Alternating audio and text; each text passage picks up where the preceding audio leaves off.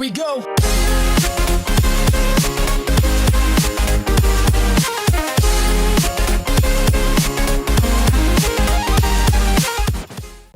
Hello everyone, it's Rough Start here, and today we're hopping back into our 9th episode of our No Man's Sky modded Let's Play. I hope everyone was able to enjoy the holidays, at least somewhat. I certainly did. That being said, I'm quite ready for the cold weather to be over.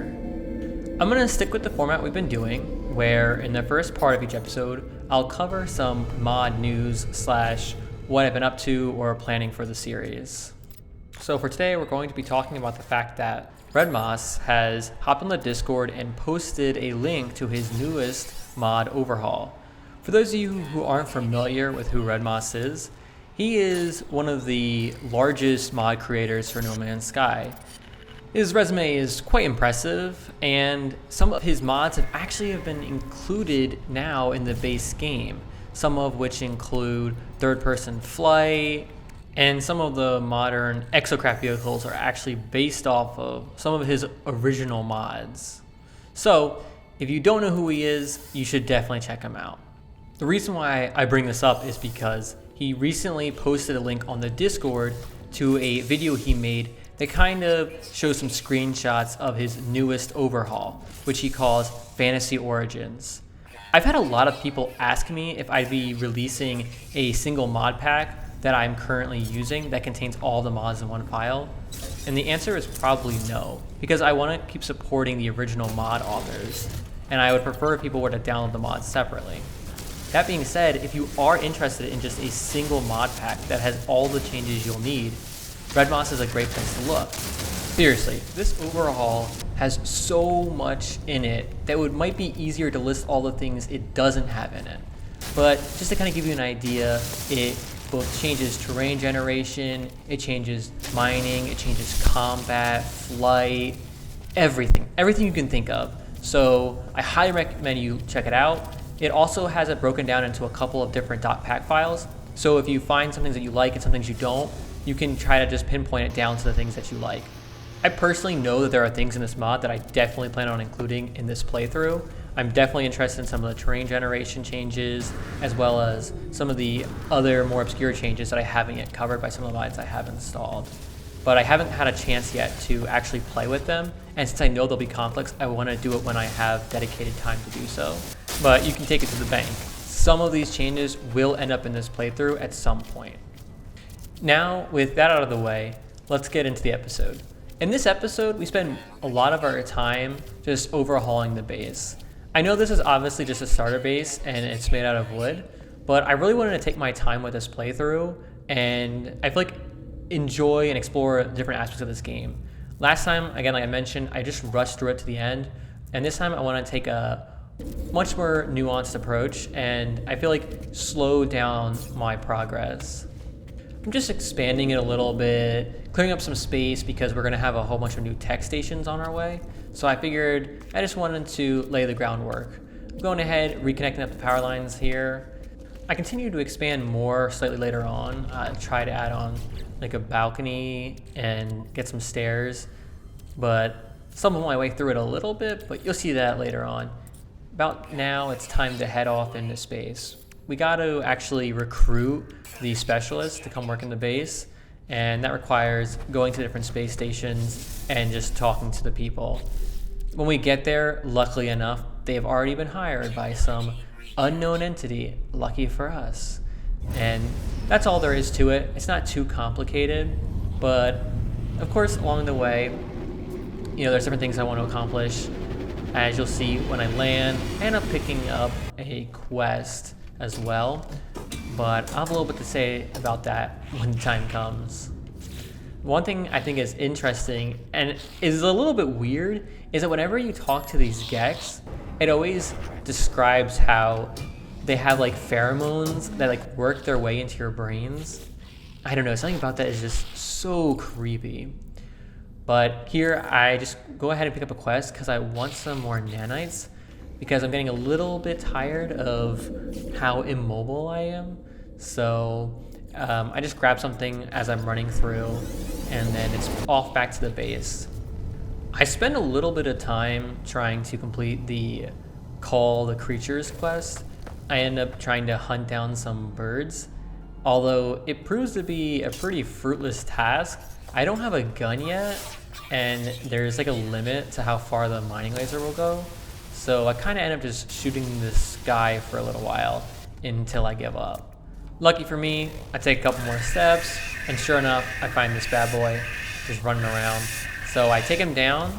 However, I was like a little bit confused as to whether or not this actually counted towards my quest. So I just opened up the quest log and started tracking it.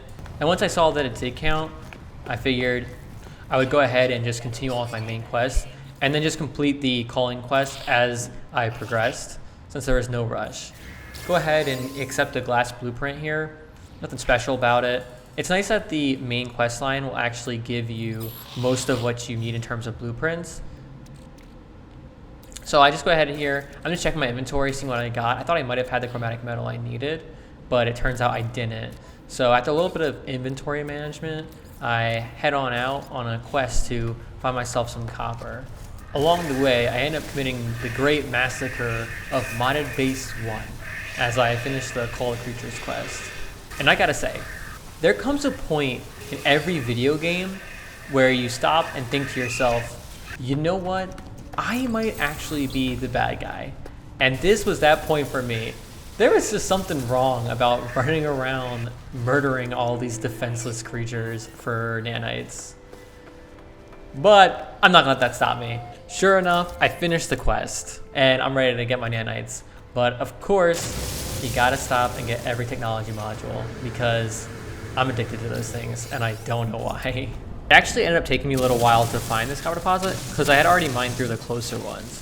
So I mined this one as greedily and as slowly as possible. 5 minutes later. Since I ended up so far away from my base while mining, I decided it was time to just fly to the space station and turn in my quest and then take a teleporter back to the base. And here I go to shamelessly turn in my quest for my nanites that I earned by ruthlessly slaughtering a bunch of defenseless creatures. And of course, my suspicions are confirmed that I am the bad guy when I proceed to pick up the exact same quest again. I proceed to spend my blood nanites by purchasing 2 S-Class modules, and I gotta say, worth it. These things are so useful. I actually don't end up using them much in this episode, but I just know from past experience that these make a world of a difference. So I head back to the base and end up refining down some of the copper. And for some reason, I'm like, maybe I'll need this copper later. So I decide to cut the refinement short. Regardless, I go ahead and buy the rest of the base parts that I was missing, such as the stairs and the windows. However, I'll notice later on that I actually don't have the materials I need to make them. But the stairs come in handy because I want to build a second level. Also, I have the darkness mod installed, so I need to actually add lights to the base in order to see at night. Sorry again for the dark video. For some reason, I forgot to turn on my flashlight. Won't let that happen again. However, after placing them, I realized that I need to actually buy the switch in order to use them. And unfortunately, you can't get it in your home computer. You actually have to go to the Nexus in order to buy it. So I will be trying that out in the next episode for sure. So I proceed to make my base a little less crappy by adding in a balcony. Go ahead and finish up the entrance to the balcony right here. I don't really have a use for it, but for some reason I feel like that's the next step. So with base beautification out of the way, at least temporarily, it's time to turn in my chromatic metal quest. However, this is one of those issues I have with this game. I have already completed the quest, but I can't turn it in. So I try to turn it in, then I try highlighting the quest and turning it in. Again, still doesn't complete. And then the third time, I just sit here for a little while, wait for my game status, I guess, to update, and now finally I can turn the quest. It's not that big of a deal, but it's just something I would have expected to be polished out now this game has been available for several years. Another problem that happens all the time is you see what I have with this gek. I'm not currently engaged with this gek, but I can't walk away, and I'm just waiting there until it decides to let me keep talking. It's just really weird behavior. Anyways, I go ahead and build the space terminal and then wrap up the episode by checking out my base. If you guys have any images of bases that you really like, feel free to post them on the Discord, because creative I am not, and I would love to have some inspiration in order to work on a nice base for this series. So feel free to post them there. Anyways, thanks for watching, and I'll see you guys next time.